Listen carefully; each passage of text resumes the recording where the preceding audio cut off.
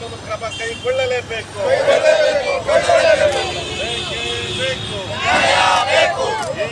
ಬರಲಿ ನಿವಾಸಿಗಳಿಗೆ ಸೌಹಾರ್ದತೆ ಕಲ್ಪಿಸಲೇಬೇಕು.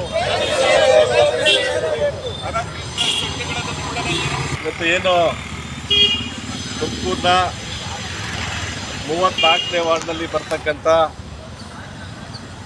ಕ್ಯಾಸಂದ್ರದ ಎಳ್ಳಾರ್ ಬಂಡೆಯಲ್ಲಿ ಸರ್ಕಾರ ಇತ್ತೀಚೆಗೆ ಮಾನ್ಯ ಉಸ್ತುವಾರಿ ಸಚಿವರ ನೇತೃತ್ವದಲ್ಲಿ ಏನು ಅರ್ಹ ಕುಟುಂಬಗಳಿಗೆ ಹಕ್ಕುಪತ್ರಗಳನ್ನು ಕೊಟ್ಟ ನಂತರದಲ್ಲಿ ಈಗಾಗಲೇ 2014ರಲ್ಲಿ ರಾಷ್ಟ್ರೀಯ ಹೆದ್ದಾರಿ ಪ್ರಾಧಿಕಾರಕ್ಕೆ ಅಲ್ಲಿ ಗುಡಿಸಲಾಕೊಂಡಿರ್ತಕ್ಕಂಥ ಜನರಿಗೆ ಪರಿಹಾರವನ್ನು ಆಗಿನ ಕಾಲಕ್ಕೆ 80,000ದಿಂದ ₹1,00,000 ತನಕ ಕೊಟ್ಟು ಅವ್ರಿಗೆ SLN ನಗರದಲ್ಲೂ ಸಹ ಹಕ್ಕುಪತ್ರವನ್ನು ಕೊಟ್ಟು ಅವರಿಗೆ ನಿವೇಶನಗಳನ್ನು ಕೊಟ್ಟಿರ್ತಕ್ಕಂಥ ಸಂದರ್ಭದಲ್ಲಿ ಈ ಅರ್ಹ 44 ಕುಟುಂಬಗಳಿಗೆ ಏನು ಹಕ್ಕುಪತ್ರ ವಿತರಣೆ ಆದ ನಂತರದಲ್ಲಿ ಅಲ್ಲಿ ಏಕಾಏಕಿ ಕಿಡಿಗೇಡಿಗಳು ಗುಡಿಸಲುಗಳನ್ನು ಹಾಕಿಸಿ ಅಲ್ಲಿ ಏನು ಖಾಲಿ ಇರ್ತಕ್ಕಂಥ ಬಂಡೆ ಮೇಲ್ದೆ ಓಡಾಡ್ತಕ್ಕಂಥ ಜನರಿಗೆ ಸಾರ್ವಜನಿಕರಿಗೆ ತೊಂದರೆ ಆಗೋ ಥರದಲ್ಲಿ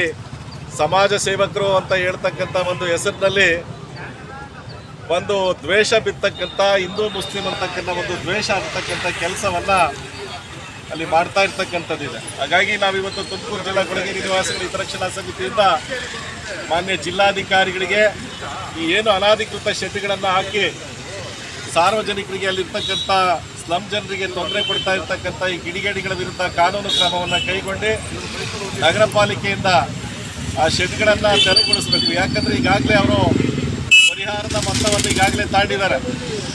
2014ರಲ್ಲೇ NH4 ಬೋದಂಥ ಸಂದರ್ಭದಲ್ಲಿ ರಾಷ್ಟ್ರೀಯ ಹೆದ್ದಾರಿ ಪ್ರಾಧಿಕಾರದಿಂದ ಅವರು ಈಗಾಗಲೇ ಪರಿಹಾರವನ್ನು ತಗೊಂಡಿರ್ತಕ್ಕಂಥ ಎಲ್ಲ ದಾಖಲೆಗಳನ್ನು ಸಹ ನಾವು ಈಗಾಗಲೇ ಸಂಗ್ರಹ ಮಾಡಿರ್ತಕ್ಕಂಥದ್ದು.